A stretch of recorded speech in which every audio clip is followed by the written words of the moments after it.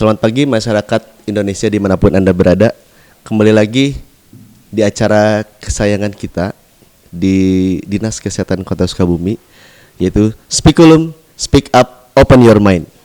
Jadi acara ini itu kenapa tagline-nya Speak Up, Open Your Mind? Jadi karena speak up itu kita memang harus bisa bicara lebih lantang lagi untuk mengedukasi masyarakat. Karena mungkin di Indonesia ini nggak banyak orang yang mau berbicara secara kencang, tapi masih banyak orang yang pintar dan cerdas. Maka dari itu mungkin dari media ini kita bisa menggali orang-orang yang bisa mau berbicara lantang secara keras terhadap edukasi kesehatan. Dan open your mind mungkin untuk membuka pikiran kita agar terbuka pikirannya terhadap kesehatan di Indonesia ini. Baik, hari ini kita kedatangan seorang tamu spesial, narasumber spesial. Kali ini kita akan membahas tentang BIAN, Bulan Imunisasi Anak Nasional. Aduh, ini agak bacot sedikit ya. Mohon maaf nih ya. Oke.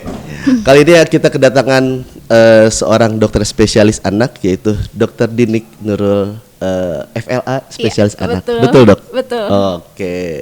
Nggak salah ya, Dok ya? Betul. Oke. Dok, sebelum kita lanjut ke inti pembicaraan, saya mau tanya dulu, Dok, apa kabar dokter? Alhamdulillah baik. Selamat pagi juga buat pemirsa sekalian yang sedang menyaksikan acara ini. Semoga acara ini membawa manfaat untuk kita semua, ya. Dok. Jadi kita saling sharing aja sih sebetulnya ya. Iya, Dok. Oke, Dok. Dok, sedikit nih, saya ingin menggali sedikit tentang personality dokter ya, Dok ya. Oke. Dok, saya waktu pas ngelihat dokter itu, Dokter Dinik Nurul FLA. FLA itu apa sih, Dok? Oh, itu masih singkatan nama. Masih panjang kan, Dok? Masih ya? panjang. Okay. Masih panjang. Apa, Dok? FLA itu, Dok? Fitri Laila Asifa. Oh. Oke. Dok, yang saya tahu ini dokter lahir Sukabumi 7 Agustus. Tahunnya sebutin jangan, Dok. Jangan. Oh, jangan ya. Biar enggak kelihatan ya, Dok ya. Pasti kaget orang-orang. Kaget ya, Dok. Siap. Yang saya tahu ini dokter praktik tuh sudah ada di, yang saya tahu ya, Dok ya. Iya. Al-Muluk, betul, Dok? Iya, betul. Ada di Primaya juga? Oh, sekarang udah resign. Oh, udah enggak. Oke. Asifa juga, Dok? Asifa juga udah enggak. Oke. Beta Medica? Ya, masih. Oh, masih. Jadi di mana aja ya, dokter ini praktik? Tadi betul Al-Muluk, kemudian di Beta Medica sama di Secapa. Oh, di Secapa. Sekarang di Secapa ya, Dok ya. Oke. Dok, ini kan Dinkes itu punya program ya, Dok ya. Bulan, berarti bukan Dinkes kota sih, tapi mungkin Kemenkes ya, Dok ya, nasional, betul, Dok. Ya, betul. Bulan Imunisasi Anak nasional. Aduh, saya jadi keinget yang sebelum-sebelumnya, Dok, programnya tuh, betul. Biasanya kan bias ya. Iya, nanti kita bahas lagi, Dok ya, gitu. Oke, Dok. Dok, ini kan ternyata yang saya tahu ini Bulan Imunisasi Anak Nasional itu kan fokusnya di imunisasi campak ya, Dok ya. Betul, campak dan sama rubella. Betul, Dok. Nah, ini tuh biar orang-orang tahu nih, Dok, sebetulnya sebelum ke apa itu vaksin itu, kenapa sih, Dok, anak tuh harus divaksin, Dok, atau diimunisasi? Ya sebetulnya vaksin itu memang anak itu divaksin tujuannya untuk mendapatkan kekebalan tubuh. Betul, gitu. Jadi anak itu dikenalkan dulu dengan vaksin itu virus yang sudah dilemahkan, misalnya virus atau bakteri yang sudah dilemahkan, bisa sampai mati atau memang hidup tapi sudah dilemahkan. Jadi si anak itu dikasih dulu nih yang lemah, yang udah maksudnya udah tidak membahayakan, biar si anak itu membentuk sistem imun gitu. Jadi biar terlatih dulu nih tentaranya. Jadi kalau misalnya perang kan nggak langsung ini, ada latihan perang dulu latihan perang dulu, dikasih musuhnya yang kira-kira tidak membahayakan. Setelah si anaknya siap gitu. Jadi diharapkan kalau misalnya ada penyakit benerannya dia udah mampu gitu, sehingga tidak timbul penyakit-penyakit tersebut gitu. Jadi untuk mendapatkan kekebalan tubuh. Jadi tubuhnya diajarin dulu nih biar siap. Dilatih, biar dilatih biar kalau datang penyakitnya dia udah ready gitu, udah siap. Berarti, Dok, gak ini kaget lagi. Iya, gitu. betul. Itu kan imunisasi ya, Dok ya. Tapi ada beberapa muncul pertanyaan di masyarakat itu, masih pada bingung nih, Dok. Ini tuh divaksin apa diimunisasi gitu, Dok? Apa bedanya itu, Dok? Sama aja sih sebetulnya, sama aja, Dok, ya? Sama aja ya. Sama aja, Dok, ya. Imunisasi itu aja ya. ya. Oke, Dok. Dok, sebetulnya kan saya ngelihat itu nanti bulan imunisasi anak nasional itu akan dilakukan fase kedua ya dok ya. Sebetulnya kan kalau sebelumnya itu udah di beberapa daerah dok. Nah untuk di provinsi ini kita akan mulai dari Agustus ya dok ya. Betul. Start mulai Agustus ya. Dok ini tuh apa namanya? Kenapa anak tuh harus divaksin campak gitu dok? Kenapa sih itu yang jadi fokus utama gitu ya mungkin ya? Campak sama rubella ya dok ya gitu. Betul. Apa itu dok penyakit campak itu dok gitu? Kok sampai bisa diimunisasi dan dikhususkan gitu fokus mas? Betul. Kenapa sih dianggap penting jadi itu yang dikhususkan? Gitu, kenapa bukan yang lain gitu ya? Itu mungkin betul. Seperti itu. Jadi penyakit campak sendiri memang masih banyak ya di Indonesia. Apalagi selama pandemi ini memang 2 tahun terakhir ini cakupannya sangat menurun gitu. Cakupan bukan hanya campak sebetulnya, tapi yang PD3I ya penyakit yang dapat dicegah dengan infeksi seperti ya campak, rubella, kemudian difteri, pertusis, polio, hepatitis B. Nah itu memang meningkat selama pandemi itu. Karena apa ya? Karena memang kan jadi jarang gitu. Imunisasinya itu menurun gitu selama pandemi ini. Nah kalau ini dibiarkan kan tentu akan jadi beban ganda ya. Yang satu jadi KLB, si COVID-nya aja belum selesai, terus ini udah muncul KLB baru. Nah maka selain itu di beberapa wilayah juga sudah mulai tuh ada KLB seperti si difteri misalnya di Vietnam, kemudian campak juga memang itu kan memang masih belum hilang ya di kita. Nah untuk campak sendiri jadi pusat perhatian gitu ya. Itu karena memang campak itu bukan hanya sekedar batuk pilek, kemudian muncul ruam kemerahan atau diare, nggak sesimpel itu gitu. Kalau misalnya kebetulan berat campaknya itu bisa sampai radang otak gitu, radang selaput otak, kemudian bisa radang paru-paru juga. Betul.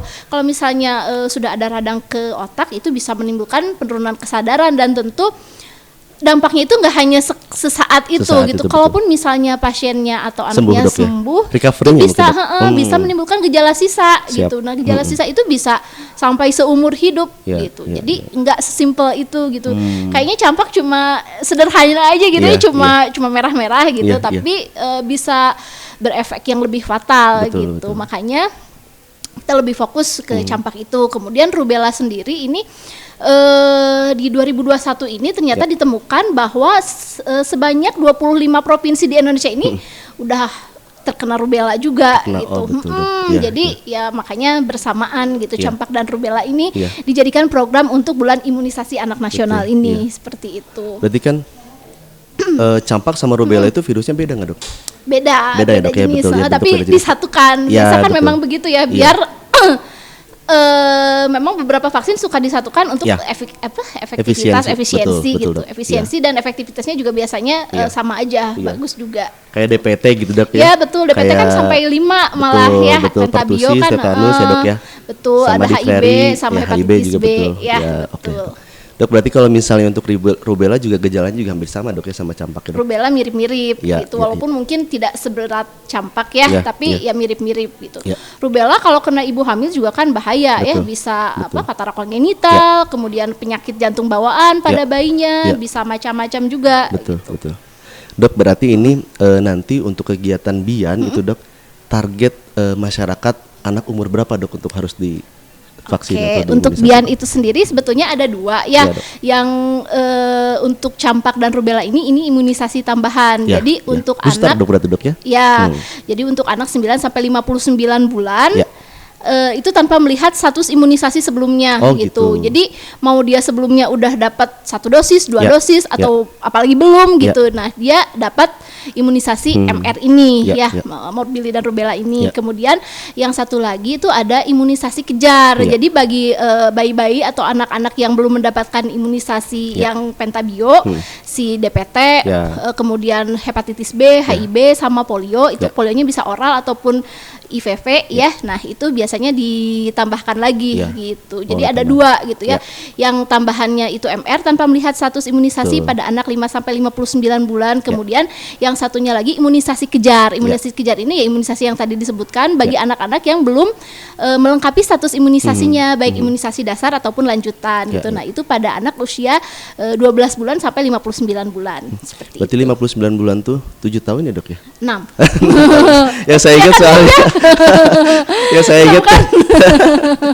saya ingat kan Kalau nggak salah itu untuk vaksin atau imunisasi MR itu 5 tahun ya dok ya? 5 tahun. Balita di bawah Kalau saya balita. lihat di tabel IDAI itu kalau nggak salah itu MR itu kan untuk booster 5 sampai 7 tahun Iya, ya dok ada ya. di anak di sekolah biasanya Betul, itu di masuk anak ke program sekolah. BIAS Betul, biasanya. program betul. BIAS gitu dok. Berarti ini kalau misalnya ibu-ibu di masyarakat di sana gitu kalau misalnya mau bawa anak umurnya yang tadi ya dok ya 18 bulan. Jadi kalau untuk si MR ini Ya. 9 sampai 59 bulan Pokoknya atau sampai 5 tahun 9 lah ya. Ya, betul, Misi ribet gitu. Iya ribet dong.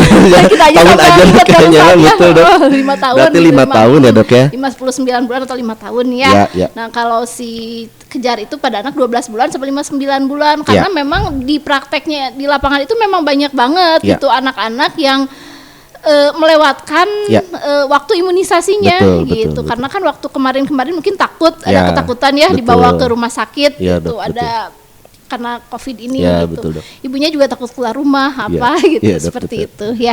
Berarti kalau misalnya di bawah 1 tahun berarti nggak boleh berarti dok ya? 9 bulan kan boleh yang MR. Oh ya 9 bulan. Yang MR boleh 9 di bawah 9 bulan nggak boleh berarti dok? Di bawah 9 bulan. Di bawah 9 bulan sementara ini belum. Oke dok. Oke. Dok ini kan mungkin karena kan MR memang diberikan 9 bulan. Iya, di bawah betul 9 bulan di bawah 9 bulan. Ya, betul. oke dok. Dok kalau misalnya nanti ini ada kriteria khusus nggak sih dok untuk misalnya ibu yang membawa anaknya gitu apa harus sehat dulu atau misalnya nggak boleh apa yang boleh apa gitu. Kalau misalnya sehat secara tidak ada demam atau apapun itu pasti boleh dok ya gitu boleh, kan. Itu, iya. Betul. Kalau misalnya nggak boleh gini dok biar misalnya datang tuh udah langsung siap suntik aja gitu dok. Oke, itu mungkin kontraindikasinya Ya, kali ya. betul, Dok. Apa sih kontraindikasinya? Sebetulnya kontraindikasi mutlaknya sendiri itu sangat sedikit ya. Yang paling tidak boleh itu bila sebelumnya dia ada reaksi anafilaktik. Betul. Jadi Alergi ya, Dok, ya? habis disuntik si vaksin itu tiba-tiba dia sesak nafas, kemudian ada biduran seluruh tubuh, ada alergi berat gitu. Nah, itu tidak boleh memang. Tapi kalau misalnya cuma sebelumnya setelah vaksinasi sebelumnya dia cuma ada demam-demam sebentar 2-3 hari gitu. Kemudian cuma ada bengkak-bengkak sedikit itu sih masih aman ya dok aman, ya? insya gitu, Allah masih aman ya. Anak-anak juga yang penting sehat sih, aman lah insya Allah ya. Betul. Berarti itu ya dok ya. Kalau misalnya itu kan kontraindikasi. Kalau misalnya ada nggak sih dok takutnya kan ini ibu-ibu yang atau orang tua yang punya anaknya yang ketakutan karena kan kalau menurut saya sih masih banyak ya masyarakat yang anti vaksin atau imunisasi dok gitu kan yang takut mungkin isinya apa gitu kan yang pada akhirnya juga merepotkan tenaga medis juga gitu dok. Waktu pas datang itu sakitnya tuh malah makin lebih parah karena anak tidak vaksin gitu dok. Nah ini tuh yang kira-kira nih vaksin ini tuh ada nggak efek samping yang terberatnya gitu dok kalau misalnya kan kadang misalnya demam itu biasa dok apa ada yang lain gitu. Betul. Ya itu memang salah satu PR yang berat ya untuk kita sebagai tenaga kesehatan karena ya memang tidak dapat dipungkiri kadang memang ada efek samping dari si vaksin itu. Yang paling sering sih biasanya demam, kemudian ada bengkak atau nyeri, di bagian lokal ya dok ya, di bagian lokal di bekas suntikannya, kemudian ada ruam kemerahan, biasanya paling sering itu. Kalau misalnya campak biasanya suka ada efek samping diare, tapi munculnya biasanya seminggu setelah penyuntikan, kadang suka ada. Namun harus diingatkan lagi pada masyarakat kan kalau kita melakukan suatu tindakan itu kan harus difikirkan untung ruginya, risk and benefitnya Jadi mungkin diedukasi kepada masyarakat memang ada resiko muncul efek samping seperti tadi disebutkan. Cuma apabila tidak diimunisasi, ini efeknya bisa lebih berat loh. Bisa sampai kalau tidak dicampak misalnya bisa sampai kalau campaknya berat bisa sampai radang paru atau pneumonia, kemudian bisa radang selaput otak atau meningitis. Itu kan lebih berat lagi gitu. Jadi alangkah sayangnya penyakit-penyakit yang sebetulnya dapat dicegah tapi kita biarkan begitu aja karena ketakutan hal-hal yang sebetulnya juga jarang dan itu sebetulnya merupakan reaksi normal kan, wajar gitu. Namanya tubuh dimasukkan benda asing, apalagi benda asing itu sebetulnya kan penyakit walaupun sudah dilemahkan ya tetap aja gitu. Pasti tubuh kita ada reaksi. Justru itu sebetulnya kan kalau misalnya tubuh kita bereaksi itu artinya baik dong. Tubuh masih memberikan reaksi yang baik. Itu kan merupakan sesuatu hal yang wajar sebetulnya. Ya, seperti itu. Oke. Berarti kalau kita melihat kita menyimpulkan ya dok ya, Ya. bahwa vaksin itu aman karena udah berdasarkan penelitian gitu dok. Betul. Dan mungkin untuk kejadian misalnya amit-amit sampai misalnya ini vaksin menyebabkan kematian itu enggak ya dok ya?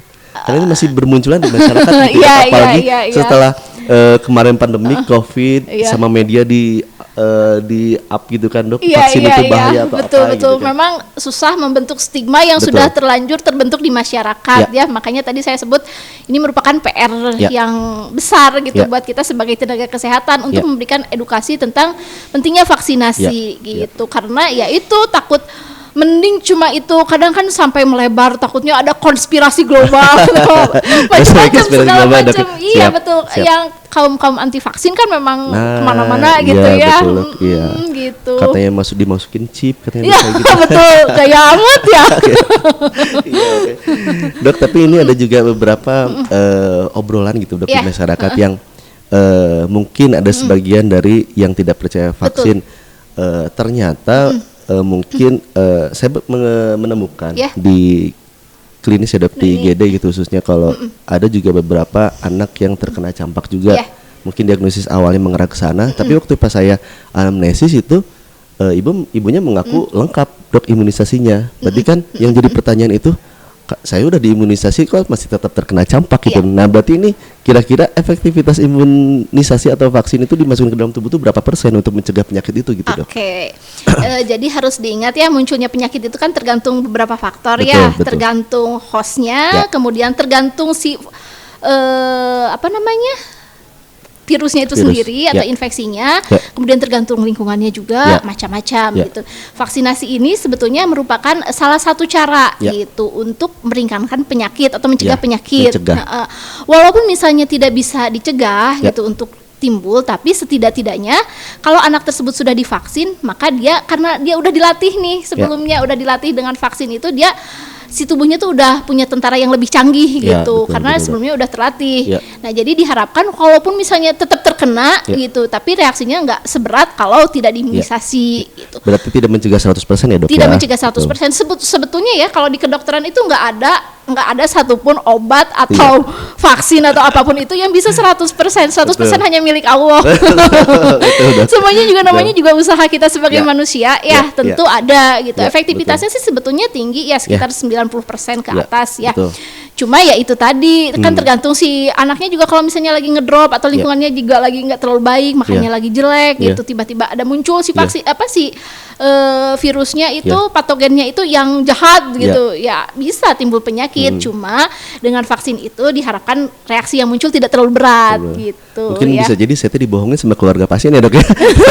Katanya lengkap tapi ternyata terkena gitu kan. Iya bisa juga, memang sudah lengkap, memang nggak bohong, mungkin udah lengkap memang, cuma masih terkena ya dibilang aja gitu, ibu alhamdulillah sudah divaksin gitu. Kalau nggak divaksin mungkin bisa nanti ke radang otak, radang paru, apa lebih berat mungkin reaksinya gitu. Reaksinya lebih berat ya dok. Betul. Berarti kalau misalnya sampai sekarang itu di dunia kedokteran itu tidak ada obat yang pasti ya dok ya? Iya, tidak ada yang 100% gitu. Ini 100% bakal nyembuhin. Enggak ada yang seperti itu. Ya termasuk kan kalau tergantung banyak faktor gitu. Dari faktor si penjamu host atau si orang itu sendiri juga gimana gitu. Beberapa penyakit yang diakibatkan karena virus berarti kan salah satu caranya diimunisasi ya dok ya, atau divaksin. Betul. Gitu. Kalau saya juga pernah lihat dok, ini juga baru keingetan nih sekarang. Kan ada vaksin tifoid ya dok ya. Iya. Padahal kan tifoid itu katanya salmonella typhi ya dok, bakteri. Berarti vaksin itu bukan hanya untuk virus berarti dok ya? Ada bakteri juga bisa juga, ya? BCG juga untuk iya betul. Mycobacterium tuberculosis kan itu bakteri. Iya. Nah, enggak, apapun sebetulnya dok ya. Ya mau virus mau bakteri gitu ada. Jamur enggak dok? Jamur belum sih kayaknya ya. Belum, kalau jamur sih belum denger ya. Iya betul dok. Dan mungkin imunisasi juga memang membantu untuk mencegah biar tidak terjadi, meskipun misalnya terjadi tapi tidak parah dok. Iya, betul. Karena mungkin sampai sekarang tidak ada obatnya untuk campak, tidak ada obatnya untuk yang spesifik betul, antivirus gitu, khusus itu kita kan belum ada ya, betul. Oke. Termasuk COVID juga mungkin dok. Ya COVID juga sama ya, masih dalam proses penelitian katanya. Iya dok, benar. Nah ini juga yang saya juga dok ya, keresahan atau pertanyaan juga dari masyarakat gitu. Termasuk juga kita melihat ini agak melipir sedikit ya dok ya dari Bian gitu, termasuk vaksin TBC ya dok ya. Oh iya. Ternyata kan vaksin TBC itu dikasih di umur 1 bulan dok kalau nggak salah. Betul. Nah itu dan tidak ada booster dok ke belakangnya. Tapi ternyata kejadian TBC di Indonesia itu TB paru itu masih banyak dok ya, gitu, dan mungkin bisa jadi lebih bahaya daripada COVID dok. Betul. Itu kayaknya TB itu udah salah satu penyakit laten ya, nggak hilang-hilang gitu, nah, udah itu, segala dok, rupa juga. Iya itu. Nah itu juga mungkin ini mah keresahan pribadi ya, mungkin bisa jadi untuk usulan pemerintah kali ya dok ya. Jadi selain nanti ini campak rubella, selanjutnya nih mungkin dari IDAI apakah ada program selanjutnya untuk TB paru gitu dok? Untuk kan TB sih mungkin aja, kan? Satu kali, dan biasanya itu di bawah usia 3 bulan harus sudah diberikan ya, 1 bulan biasanya sampai maksimal 3 bulan. Kalau misalnya di atas 3 bulan dia kan harus dites mantuk dulu tuh untuk tahu dia sebetulnya udah terinfeksi atau belum, karena kan di negara kita masih TB itu masih ya di mana-mana ada gitu ya, walaupun betul. Ada tapi nggak dianggap, walaupun ya bisa berat juga gitu ya. Sama seperti vaksinasi yang lain, untuk vaksinasi TB juga nggak 100% bisa mencegah TB gitu. Sangat mungkin gitu anak sebetulnya sih sudah diimunisasi BCG gitu dari dini sesuai dengan waktu vaksinnya, sesuai dengan jadwalnya, tapi kok masih kena juga. Masih banyak kejadiannya. Masih banyak banget kejadian. Nah, kalau si TB ini sebetulnya itu bukan untuk mencegah, karena memang udah terlalu banyak paparannya. Nah itu sebetulnya fokusnya sendiri itu buat mencegah TB yang berat gitu. TB yang berat itu seperti meningitis TB gitu-gitu yang kayak gitu-gitu sebetulnya untuk mencegah yang seperti itu, atau TB miliar gitu. Kalau untuk muncul penyakitnya sih ya itu mungkin proteksinya hanya sekitar 70%-an ya gitu. Tapi kalau untuk mencegah penyakit berat yang berat itu tinggi gitu, di atas 90% sih biasanya ya. Cuma kalau untuk dilakukan biar BCG kayaknya lebih repot, karena itu kan bayi ya, bayi 1 sampai 3 bulan kayaknya lumayan. Berarti juga. Memang imunisasi itu didesain untuk karena kan yang saya lihat juga tabelnya itu beda-beda dok. Betul. Setiap jenis vaksin itu kan memang beda-beda. Iya beda-beda. Ada waktu-waktu tertentu gitu ya, dok, betul. Memang sesuai penelitiannya seperti itu ya dok. Iya memang penelitiannya seperti itu. Kayak BCG kenapa sih nggak ada boosternya? Ya memang penelitiannya seperti itu. Kenapa sih dikasih 1 bulan gitu dok ya? Kenapa sih dikasih usianya 1 sampai 3 bulan? Mungkin itu sebetulnya kalau karena banyaknya di kita TB gitu, jadi memang harus diberikan lebih dini gitu. Seperti itu mungkin pertimbangannya. Karena kan kalau di atas 3 bulan aja dia harus dimantuk dulu. Dimantuk dulu. Kalau misalnya mantuknya negatif baru diberikan. Biasanya seperti itu. Siap. Dok melipir lagi sedikit dok nih. Senangnya melipir sepertinya. Karena kalau saya ngelihat kan untuk Bian kan udah pasti ya dok ya, programnya nanti akan dibahas sama kepala dinas selanjutnya dok ya. Betul. Tentang teknis kegiatan kayak gimana. Kebijakan gitu-gitunya nanti ada sesi khusus ya. Klinisnya juga sudah dibahas sama dokter juga yang harus apa yang enggak dok. Nah ini sedikit dok. Ini kan saya ngelihat juga ada vaksin polio dok. Nah ini polio itu kalau nggak salah kejadiannya sampai sekarang juga udah mulai sedikit dok. Katanya ada rencana untuk dihapuskan dok di imunisasi wajib. Apa masih tetap dok itu untuk polio? Sampai sejauh ini sih masih belum ya. Masih belum ya, masih kan, tetap program ya dok ya. Betul, karena targetnya kan eliminasi polio ya. Kalau polio itu bukan takut banyak atau apa, tapi eliminasi sasarannya itu. Jadi sejauh ini sih masih tetap diberikan ya.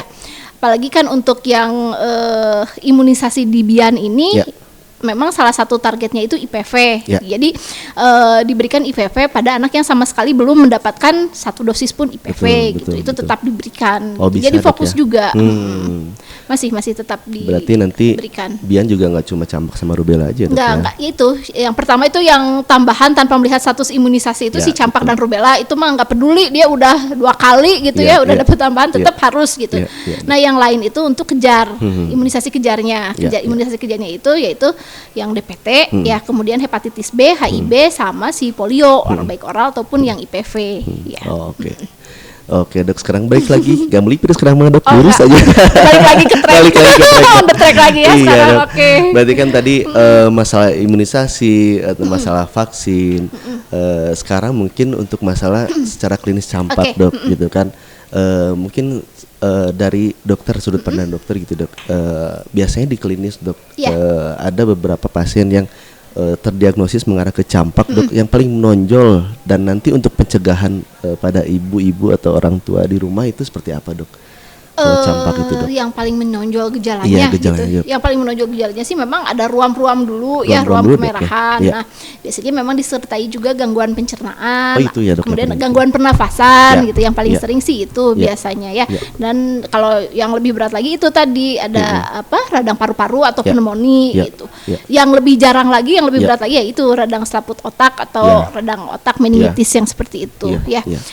Untuk pencegahannya sih sebetulnya dengan menjaga kesehatan lingkungan, balik lagi betul mau apapun itu lingkungan sama diri ya dok ya. Nah sebetulnya sih dengan si pandemi COVID ini itu kita udah dapat pelajaran banyak ya.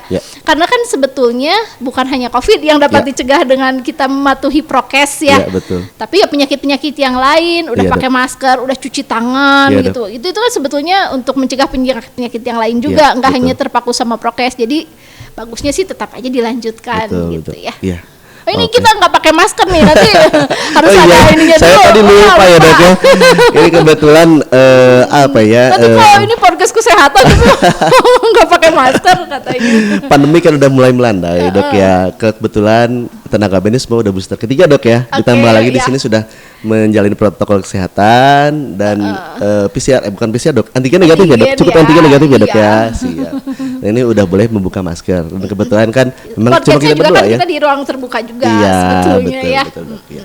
Berarti udah sesuai protokol kesehatan ya dok ya. Karena kalau pakai masker itu mungkin bicara agak kurang enak gitu dok ya. Iya betul. Tapi tetap masker itu salah satu proteksi yang paling penting dok ya. Kalau misalnya karena memang bukan hanya mencegah COVID gitu, banyak penyakit-penyakit yang lain yang bisa dicegah dengan kita tetap patuh pada protokol kesehatan. Sebetulnya dulu juga waktu pas sebelum ada COVID, misalnya kita flu atau influenza juga sebetulnya wajib dok pakai masker gitu kan. Kalau lagi batuk, karena kan kepentingannya takutnya menyebar ke orang gitu ya. Oke dok. Dok, apa lagi yang harus saya tanyakan ya dok ya? Mungkin kalau menurut saya sih udah cukup lengkap ya dok ya. Untuk masalah bukan masalah ini untuk program BIAN bulan imunisasi anak nasional ya dok ya. Oh iya satu lagi dok ini nih yang saya kepikiran nih dok. Kalau misalnya ngobrolin konspirasi dok ya. Betul. Aduh takut jadinya. Saya kan ngelihat ini mungkin trauma bagi banyak orang selain tenaga medis dan masyarakat luas dok. Kita nggak pernah tahu itu dihajar sama pandemi sampai saya pikir itu sampai 1 atau 2 bulan, ternyata sampai 2 tahun dok. Sampai 2 tahun dan sampai sekarang juga belum selesai, malah katanya udah mulai naik lagi. Iya itu dok. Nah ini untuk misalnya untuk vaksin COVID dok, itu apakah ada rencana untuk mengarah untuk mewajibkan imunisasi? Maksudnya vaksin COVID itu dimasukkan ke imunisasi wajib dok? Kemungkinan ada nggak sih dok? Ya kalau misalnya berlangsung lama, ya ada kemungkinan sih. Kalau misalnya terus-terusan, ini kan kita udah 2 tahun aja masih ada terus nih ya. Selama ini kan vaksin memang bukan program wajib ya. Bukan maksudnya nggak maksud yang program wajib kayak imunisasi wajib gitu, tapi ya tetap diwajibkan gitu. Tapi untuk ini sih mungkin kalau misalnya tetap berlangsung lama, tidak berhenti ya sama gitu. Ini juga kan sebetulnya sasarannya hampir seluruh rakyat Indonesia diharapkan sudah vaksin kan. Betul. Ada boosternya juga kan. Berarti ada rencana, tapi kalau untuk penggodogan nanti dari IDAI sendiri rekomendasi ya dok ya untuk menjadikan vaksin COVID itu jadi vaksin wajib, imunisasi wajib itu belum ada tapi ya dok ya. Tapi kemungkinan mah kalau misalnya ngelihat ya dok ya bisa jadi. Kan untuk anak-anak di bawah 5 tahun juga masih belum ya, belum ada penelitian mungkin sudah banyak dilakukan, cuma masih belum menjadi rekomendasi gitu. Karena diharapkan untuk anak-anak di bawah 5 tahun itu kan dengan banyaknya orang-orang dewasa yang sudah divaksin itu kan ada terbentuk kekebalan komunitas atau herd immunity Jadi diharapkan dengan itu cukup gitu dan tetap yang paling penting protokol kesehatannya tetap dijaga. Kemudian yang lainnya mungkin yang jadi pertanyaan nih, kalau misalnya udah divaksin nih terus ada demam gitu gitu, mungkin pertolongan pertamanya gimana sih gitu kali ya. Itu juga yang harus disampaikan dok ya. Karena saya tahu itu sekarang masyarakat udah pada pintar dok. Zaman sekarang kan zaman Google tinggal buka aja. Tapi ini sebenarnya dari sudut pandang dokter spesialis anak itu seperti apa dok? Kalau misalnya biasanya kan yang paling sering itu ya demam, kemudian bengkak ya di tempat suntikan seperti itu. Jadi kalau demam ya biasa aja sih sebetulnya. Kalau anak demam sih gimana gitu ya. Tetap berikan banyak minum gitu, minum air putih, kemudian tetap mandi gitu dengan air hangat, bisa dibantu kompres juga dengan air hangat gitu. Istirahat yang cukup. Kemudian kalau misalnya memang demamnya tinggi bisa dibantu diberikan paracetamol biasanya. Cuma harus diingat paracetamol itu bukan untuk pencegahan, jadi nggak diberikan sebelum vaksin gitu. Jadi kalau misalnya setelah vaksin ada gejala baru diberikan biasanya begitu. Kemudian kalau misalnya ada bengkak-bengkak di tempat suntikan bisa dikompres Dan yang paling kalau misalnya merasa ragu ya jangan ragu juga untuk segera dibawa ke tenaga kesehatan ke fasilitas pelayanan kesehatan terdekat. Dok. Nah ini juga ngomong-ngomong paracetamol dok, ada juga beberapa yang percaya sama ibuprofen sama paracetamol. Bagusnya yang mana dok kalau misalnya nanti dikasih? Ini dari sudut pandang spesialis anak nih ya. Sejauh ini sih yang jadi rekomendasi paracetamol tetap sih paracetamol takutnya ya, kan dok, kalau ibuprofen kan dia ada efek samping yang lain juga takutnya bikin jadi nyeri ulu hati atau apa gitu. Sejauh ini sih untuk demam-demam karena vaksin sih biasanya dianjurkannya tetap paracetamol aja dulu coba. Betul. Nah ini untuk ibu-ibu atau untuk masyarakat yang ada di dimanapun berada, anjuran dari dokter spesialis anak itu tetap paracetamol ya dok ya. Pertama itu dulu. Kalau misalnya nggak mempan-mempan dia biasa ibuprofen, ya boleh juga gitu, nggak ada larangan. Tapi rekomendasi first drug choice-nya itu ya dok ya, pilihan pertamanya itu dulu. Karena kan apa ya dok ya? Zaman sekarang itu apapun bisa dicari dok. Betul. Masyarakat itu udah mulai pintar gitu dok. Bukan udah mulai pintar, udah pintar gitu. Mencari sumber informasi itu dari mana aja. Betul. Jadi kalau kadang malah lebih percaya dari Google daripada dari tenaga kesehatan gitu. Kadang beberapa pasien juga datang ke kita tuh bukan malah ngikutin saran kita, malah didebat gitu. Betul. Jadi kita sebagai tenaga medis harus pintar-pintar mencari jawaban nih dok. Gitu. Harus update ilmu terus yang penting. Betul. Tapi itu memang ditekankan dok ya untuk tenaga medis memang harus long life study dok ya. Memang betul. Sampai akhir hayat terus belajar terus ya dok ya. Karena masyarakat kita makin belajar dok ya. Iya betul. Kalau kitanya nggak update ilmu, kita yang malah ketinggalan kan. Jadi masyarakatnya juga jadi bertanya-tanya, ini bener nggak sih, kredibel nggak katanya ya. Oke, dok ini sudah nggak kerasa nih dok, udah di penghujung waktu dok. Berarti kan kesimpulannya itu untuk Bian ini diwajibkan ya dok ya. Sesuai kriteria yang tadi di atas 9 bulan sampai 5 tahun. Ya, 59 bulan. 59. Karena dokter pakemnya udah bulan ya dok. Saya lebih enak nih tahun ya dok. Biar misalnya masyarakat juga biar lebih mengerti dok ya. 5 tahun. Karena kayak ngitung-ngitung lagi nih 59 bulan tuh dibagi 12. Nah, itu dok. Tanggal ya. Nah, kemudian untuk kriterianya itu yang pasti tidak ada riwayat alergi dok. Betul, gitu. Riwayat alergi yang berat ya. Yang berat dok. Berarti kan untuk nanti petugas kesehatan atau tenaga medis yang melakukan ikut dalam program Bian ini, screeningnya yang paling penting itu dok yang saya tanyakan ya.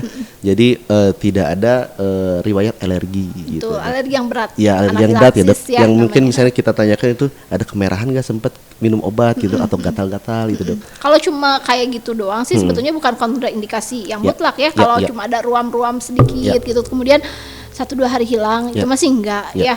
Yang jadi kontraindikasi itu kalau yang sampai sesek terus yang anafilaktik yang benar-benar butuh life saving segera gitu. Nah itu memang enggak boleh kontraindikasi mutlak untuk diberikan imunisasi lagi. Berarti nggak perlu screening lengkap juga ya dok ya kalau misalnya mau vaksin gitu kan? Cuma dilihat gejala-gejala aja ya, gitu-gitu aja. Maksudnya screening kayak cek lab, darah gitu dok? Enggak sih, ya? enggak, tanggal tuh. Kalau untuk program nasional sih enggak ya, biasanya kalau kayak gitu kan itu udah menambah kosnya lagi ya. Yang penting sehat, saat ini sehat, nggak ada keluhan apa-apa, boleh langsung. Tidak ada batuk? Tidak ada batuk, pilek, demam gitu ya. Kalau misalnya ada demam bukan berarti bebas juga. Nanti hubungi juga petugas kesehatan terdekat, petugas puskesmas terdekat untuk penjadwalannya lagi. Oke, bisa ya dok ya. Mungkin yang harus diingat itu jadi harus ditanamkan kan, kalau biar program itu sukses harus ditanamkan, bukan kita sebetulnya yang butuh tapi ya masyarakat yang membutuhkan itu gitu. Mindsetnya karena kan harus diubah mindsetnya harus diubah karena kalau misalnya dipaksa kan orang nggak bakalan mau ngapain sih gitu. Tapi kalau misalnya dia yang butuh ya pasti dikejar gitu. Betul. Mungkin harus dirubah mindsetnya gitu. Berarti ini titipan juga dok untuk mungkin beberapa masyarakat di kalangan yang tidak paham imunisasi. Betul. Bukan berarti kita harus paksakan, tapi harus persuasif ya dok ya, Ya, mengajak dan persuasif, mengedukasi betul. dok ya. Kalau kita membuka lebih pikiran ya dok ya. keras gitu, Ya. mungkin ya mereka ada resistensinya makin Betul. besar gitu. Tapi Betul. kalau misalnya kita Betul. memberikan enlightenment dengan Ya. pelan-pelan Ya. gitu ya, mudah-mudahan sih Ya. bisa lebih mencerahkan Ya. gitu. Itu juga merupakan tugas yang cukup berat. Dok. Iya, betul. Betul, Dok, ya. Ini Nggak habis-habis membuka pola itu, pikir betul. masyarakat yang kadang mungkin ini udah tertutup. rada-rada mengerti, kepengaruhin lagi sama Ya, yang lain, apalagi betul. kan di media informasi sangat mudah diakses ya. Ya, Nah ya. itu juga kan banyak kalau kita Ya. nggak pinter-pinter menyaringnya Ya, ya, ya. jadi buah si malakama juga Ya, gitu ya, ya, ya. kayak pedang bermata dua Betul, gitu. betul. Ya, memang masyarakat Indonesia itu kan multikultural ya dok ya, Betul. sama agamanya juga banyak. Itu juga yang sangat bersinggungan terhadap di dunia kesehatan. Betul, Karena kan dunia betul, kesehatan betul. juga kita tuh general ya, mengarah ke Iya, barat dok betul, ya betul. terapinya gitu. Oke dokter, dok di penghujung acara dan ini saya pengen sedikit mungkin ada beberapa pesan atau bukan kesan ya, pesan aja dok ya untuk masyarakat. Silakan dokter dari sudut pandang dokter untuk mengajak atau untuk sedikit apalah dok memberikan edukasi pada masyarakat. Silakan dok. Oke. Untuk pemirsa sekalian, mungkin di sini saya hanya akan mengajak untuk kita mensukseskan program BIAN ini ya, karena program BIAN ini ya sebetulnya bukan untuk biar kita terpenuhi target atau apa Ya. gitu, enggak, tapi memang untuk kepentingan kita bersama Betul, gitu. betul. Kalau misalnya semuanya sehat kan Ya. semuanya bahagia ya. Betul, Jadi betul. jadikan ini sebagai kebutuhan kita bersama Ya. gitu, bukan karena kita yang butuh karena program atau Ya. apa, tapi memang kebutuhan kita bersama gitu, Ya. agar ya semuanya terlindungi, semuanya Ya, sehat betul. gitu. Jadi untuk diri sendiri dulu Betul. dan efek sampingnya untuk Ya, masyarakat luas ya dok. betul, ya? betul, Oh, betul. oke. Dokter, terima kasih banyak. Sama-sama, Atas- senang sekali bisa berbagi di sini. Iya. Nanti kapan-kapan lagi ya, dok Oke, ya, akan siap. materi yang lainnya dok yang Betul, lebih betul, menarik. betul. Yang lebih ngehits Iya, gitu ya. Fix, bener, Oke. Dok, betul. Terima kasih banyak Dokter Dinik Rudol SPA atas waktunya dok. Ya, sama-sama. Kemudian Terima kasih juga atas sharing. undangannya. Siap dokter. Terima kasih atas sharing ilmunya juga. Semoga bermanfaat untuk masyarakat luas. Amin. Dan saya juga pribadi sih dok banyak insight yang terbarukan gitu dok. Oke. Terima kasih dok. Terima kasih Sama-sama. banyak. Oke, dok saya sama-sama. closing dulu ya dok ya. Oke. Oke, masyarakat Indonesia dimanapun Anda berada, terima kasih banyak atas perhatiannya. Semoga yang kita bicarakan, kita diskusikan di sini bisa membuka pikiran, membuka wawasan pikiran, karena kan Spikulum itu open your mind. Dan mudah-mudahan dimanapun yang mempunyai pemikiran atau misalnya ilmu bisa speak up lebih keras lagi di Spikulum ini. Terima kasih banyak atas perhatiannya teman-teman semua masyarakat Indonesia. Saya tutup ya. Assalamualaikum warahmatullahi wabarakatuh. Waalaikumsalam warahmatullahi wabarakatuh.